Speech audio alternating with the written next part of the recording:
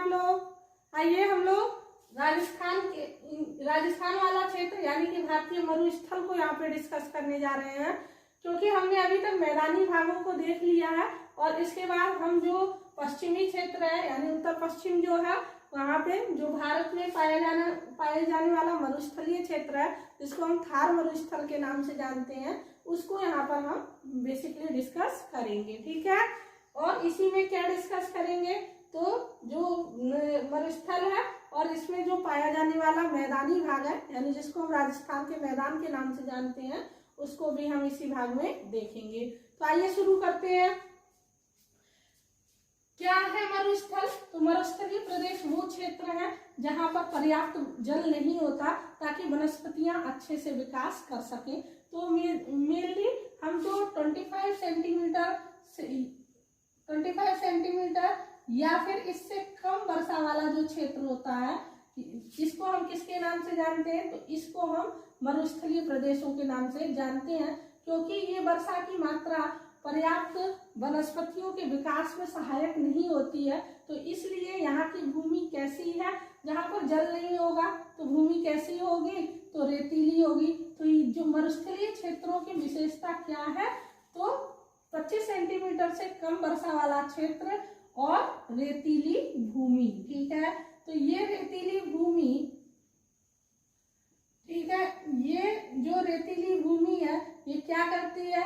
तो हवा के साथ, क्योंकि हमने पढ़ा है जहां पर वन होते हैं वो पेड़ क्या करते हैं, मिट्टी, उनकी जड़ें मिट्टी को पकड़े रहती हैं, जिससे कि जब भी इससे जल या हवा प्रवाहित होगा, यहाँ से होकर के जल या हवा प्रवाहित होते हैं, तो फिर ये जो मैदानी भागों की भूमि है वो एक जगह से दूसरी जगह नहीं जा पाती है। ठीक है, उनका कटाव होता तो है लेकिन उतनी बड़ी मात्रा में नहीं होता है, क्योंकि वन उनको क्या करते हैं, रोकते हैं। लेकिन यहाँ पर यानी कि मरुस्थलीय क्षेत्रों में जो पाई जाने वाली भूमि है, यहाँ पर जल का अभाव होने की जल का अभाव होने की वजह से यहाँ पर भूमि कैसी है, रेतीली। और जब भी हवा यहाँ से होकर के बहेगी तो फिर क्या करेगी, ये रेत को एक जगह से दूसरी जगह प्रवाहित कर देगी, जिसके कारण यहाँ पर बालुका स्तूपों का निर्माण होगा। किसका? तो पूछा भी है बालुका स्तूप कहाँ की विशेषताएं हैं, तो बालुका है ना, बालुका स्तूप बनेंगे। और ये बालुका स्तूप क्या करते हैं, तो ये टीलों का रूप धारण कर लेते हैं। ठीक है, तो फिर इनसे कई तरह की आकृतियां निर्मित होती हैं और ये जो तरंगित मैदान निर्मित होते हैं, इन्हीं तरंगित मैदानों को हम किसके नाम से जानते हैं, यानी कि बालू के द्वारा बनने वाले जो तरंगित मैदान है, ये तरंगित मैदान थार के मरुस्थल के नाम से जाने जाते हैं। ठीक है, भारत में ये थार का मरुस्थल है। ठीक है, इसका नाम, क्योंकि आप जानते हैं अगर मरुस्थलीय भागों की बात करें तो थार का मरुस्थल अपनी सबसे ज्यादा जनसंख्या के लिए प्रसिद्ध है, यानी कि विश्व में जो मरुस्थलीय क्षेत्र पाए जाते हैं उनमें से थार का मरुस्थलीय एक ऐसा मरुस्थल है जहाँ पे सर्वाधिक आबादी पाई जाती है। अब इन क्षेत्रों में यानी कि इन क्षेत्रों का थार के मरुस्थल का विस्तार सिर्फ भारत में ही नहीं है,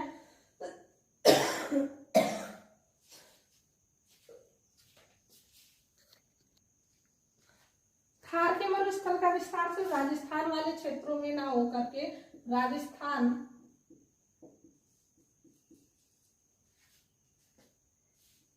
पंजाब के कुछ भाग इसमें सम्मिलित है, प्लस गुजरात। ठीक है, तो यानी कि जो दक्षिणी भाग है इसका, गुजरात, राजस्थान से जो थार मरुस्थल का दक्षिणी भाग कहाँ पर है, तो गुजरात तक ये फैला हुआ है। ठीक है, गुजरात में कच्छ के रण तक इसका विस्तार पाया जाता है। ठीक है, इस नदी यानी कि इस मरुस्थलीय क्षेत्र में पाई जाने वाली नदी जो है कौन सी है, सबसे बड़ी नदी यानी कि जो सबसे मुख्य नदी है वो लूनी नदी है। और ये लूनी नदी अंतः प्रवाहित नदियों का उदाहरण भी है। अंतः प्रवाहित नदियां वो नदियां होती हैं जो कि समुद्र में जाकर के नहीं मिलती, बल्कि ये क्या करती हैं, रेत के नीचे दब जाती हैं। ठीक है, तो ये क्योंकि ये समुद्र से नहीं मिलती इसलिए इनका अंतः प्रवाह ही रह जाता है। इसलिए लूनी नदी को हम किसके नाम से जानते हैं? तो भारत के मरुस्थल यानी थार मरुस्थल में पाई जाने वाली लूनी नदी यहाँ की प्रमुख नदी है और ये अंतः प्रवाही नदी का उदाहरण भी है। अब आप जानते हैं कि क्या करेगा ये रेतीली भूमि होने के कारण जब भी हवा यहाँ से प्रवाहित होती है तो क्योंकि यहाँ पर जल नहीं है तो जल के प्रवाह होने की तो कोई बात ही नहीं है, लेकिन हमेशा हवा चलेगी और हवा चलने की वजह से ये जो रेतीली भूमि है इसका प्रवाह एक जगह से दूसरी जगह होगा। तो ये क्या करती है, इनके प्रवाह से कुछ गर्तों का निर्माण हो जाता है और इन गर्तों को हम किसके नाम से जानते हैं? तो इन गर्तों को अपकेंद्रीय गर्त यानी कि समझ लीजिए पहाड़ी क्षेत्रों से घिरे हुए अपकेंद्रीय गर्त को हम अब इन गर्तों में जल इकट्ठा हो जाता है कभी कभी, है ना, तो इन गर्तों को हम अपकेंद्रीय गर्त को हम किसके नाम से जानते हैं? बॉल्सम के नाम से। ये क्वेश्चन पूछा है बॉल्सम क्या है और ये किन क्षेत्रों में पाए जाते हैं, ठीक है। तो पहाड़ियों से घिरे हुए गर्त को जब इसमें जल इकट्ठा हो जाएगा तो इसी को हम बॉल्सम कहेंगे। और यहाँ पर पाई जाने वाली एक तो बॉल्सम शब्द आएगा और दूसरा एक शब्द आता है प्लाया, है ना। ये प्लाया क्या है और ये बॉल्सम क्या है? तो ये जो अवकेंद्रीय तंत्र है यानी कि बहुत ये पहाड़ों से घिरा हुआ क्षेत्र, ये जो गर्त बना हुआ है इसमें जल इकट्ठा हो जाएगा तो इसको हम किसके नाम से जानेंगे? बॉल्सम के नाम से। और जो चौरस और चौड़ी झीलें होंगी, ठीक है, इनको हम किसके नाम से जानते हैं? तो प्लाया के नाम से। तो साभर झील किसका उदाहरण है? साभर झील बॉल्सम का उदाहरण है, ठीक है। और जैसे डींडवाना, कुचमाना, है ना, ये सब झीलें जो है ये किसका उदाहरण है? तो ये प्लाया का उदाहरण है। तो और ये क्षेत्र अगर आप बात करें तो यहाँ पे कौन सी पर्वतमाला, यानी कि ये समझ लीजिए ये भारत का मैप, तो ये जो बीच वाला हिस्सा है ये पठारी क्षेत्र है। इसके बाद तो प्रायद्वीपीय पठार हम देखते हैं। ये जो केंद्रीय उच्च भूमि है और राजस्थान का जो मैदान है यानी कि थार मरुस्थल है, इसके बीच में जो विभाजक रेखा का काम करेगी वो कौन करती है? तो अरावली पर्वतमाला। कौन? अरावली पर्वतमाला केंद्रीय उच्च भूमि को राजस्थान के मैदानों से अलग करती हैं। तो यहाँ पे जो विभाजक का काम करेगी कौन है? अरावली पर्वतमाला, ठीक है।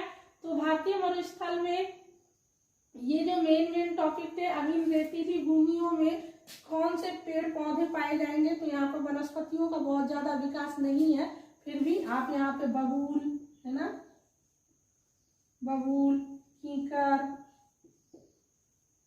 नागफनी, यानी कि ऐसे पौधे, ऐसी वनस्पतियां जिनकी पत्तियों में बहुत ज्यादा क्या नहीं होगा? वाष्पन नहीं हो।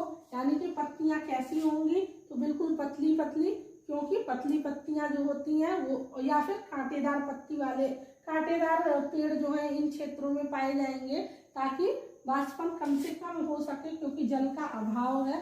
तो यहाँ की वनस्पतियां कैसी होंगी? कांटेदार होंगी और कम पत्ती वाली या फिर बहुत पतली पत्तियों वाली वनस्पतियां इन क्षेत्रों में पाई जाएंगी, ठीक है। तो ये यहाँ की कुछ विशेषता थी भारतीय मरुस्थल की। इनका विस्तार राजस्थान, पंजाब और गुजरात वाले क्षेत्रों तक हुआ है, ठीक है। इसके बाद इस टॉपिक के बाद हम किस टॉपिक की तरफ चलेंगे? प्रायद्वीपीय पठारों की तरफ, क्योंकि ये पठार वाला भाग बहुत ही इम्पोर्टेंट पार्ट है। यहाँ से बहुत ज्यादा क्वेश्चन बनते हैं और पठार को हम कई भागों में बांट करके देखेंगे, ठीक है। तो अब ये भारतीय मरुस्थल कंप्लीट हो गया। धीरे धीरे करके हम जो भारत का अंदरूनी भाग था उसको कंप्लीट कर रहे हैं और फिर इसके बाद हम चलेंगे जियोग्राफी के उस भाग की तरफ जो कि विश्व वाला हिस्सा, यानी कि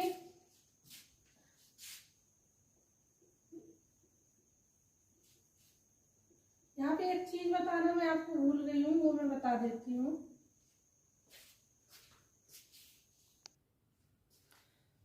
ऐसा बिल्कुल मत सोचिएगा कि ये राजस्थान का ये जो भाग है यानी कि ये मरुस्थलीय भाग उपयोगी नहीं है, बल्कि ये बहुत ही ज्यादा किसकी दृष्टि से, ये अपने खनिज भंडारों की दृष्टि से, नमक तथा जिप्सम अब आप जानते हैं क्योंकि बहुत ज़्यादा यहाँ पर सीमेंट के प्लांट लगाए गए हैं, क्योंकि यहाँ पे जिप्सम पाया जाता है, तांबा भी यहाँ पर पाया जाता है। राजस्थान का खेतड़ी अपने तांबे के उत्पादन के लिए हमेशा से ही प्रसिद्ध रहा है। तो ये जो भाग है, ये मरुस्थलीय भाग अपने किसके लिए, अपने खनिज संसाधनों के लिए, है ना, खनिज संसाधन, जिप्सम, जैसे है ना, जिप्सम और नमक के भंडार की दृष्टि से बहुत ही महत्वपूर्ण भाग है। तो ऐसा बिल्कुल नहीं है कि कोई भी क्षेत्र भारत का या फिर विश्व पटल पर कोई भी क्षेत्र उपयोगी नहीं है, ये ऐसे ही है। इन सभी चीजों का अपना उपयोग है और यहाँ से बहुत सारे क्वेश्चन बनेंगे, इसलिए आप कोई भी चीज मिस ना करें, स्टेप बाय स्टेप चीजों को पढ़ें। जैसे अभी आपने यहाँ पे भारतीय मरुस्थल देख लिया, इसके बाद हम केंद्रीय उच्च भूमि और उसके बाद दक्षिण के पठार की तरफ चलेंगे। इस तरह से इसका भारत का अंदरूनी भाग कंप्लीट हो जाएगा और फिर हम विश्व के भूगोल की तरफ आगे बढ़ेंगे। ठीक है, स्टेप बाय स्टेप चीजें क्लियर कीजिए, एकदम से घबरा करके आगे बढ़ने की जरूरत नहीं है, क्योंकि कोई भी चीज अगर आपसे छूटेगी तो फिर एग्जाम हॉल में आपके लिए प्रॉब्लम क्रिएट होगी। Thank you for watching.